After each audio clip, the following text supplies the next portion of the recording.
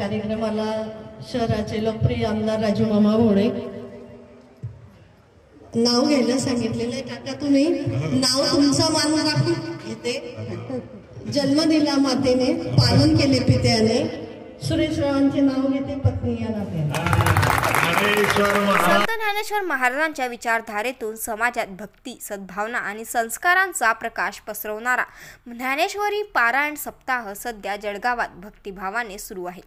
दररोजच्या पारायणात मोठ्या संख्येने महिला तल्लीन होऊन सहभागी होत आहेत. आजच्या दिवसाने मात्र या पारायण सप्ताहाला वेगळेच रूप दिले. महिलांच्या सन्मानासाठी आयोजित खास उपक्रम पारायणात बसलेल्या महिलांना पैठणीचे वाटप करण्यात आले. आमदार राजूमामा भोळे आणि जळगाव महापौर सीमाताई भोळे यांच्या हस्ते पार पडलेला हा उपक्रम उत्साहात रंगला.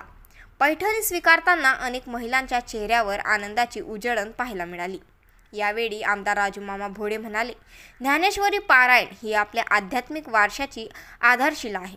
या प्रवाहात सहभागी होणाऱ्या प्रत्येक स्त्रीचा सन्मान करणे हे आपले कर्तव्य आहे. महापौर सीमाताई भोळे यांनीही महिलांच्या उपस्थितीचे आणि उत्साहाचे मनापासून कौतुक केले. पारायण सप्ताहात धार्मिक स्वरूपासोबतच असा सामाजिक स्पर्श देणारा उपक्रम आयोजित केल्याने भाविकांनी समाधान व्यक्त केले. कार्यक्रमाचे प्रमुख संयोजक नगरसेवक प्रशांत भाऊ नाईक आणि सौ अर्चनाताई नाईक यांनी आमदार दाम्पत्यांचा सत्कार करून कृतज्ञता व्यक्त केली. जळगावातील या उपक्रमाने पारायण सप्ताहाला एक वेगळीच उबदार सजावट मिळाली.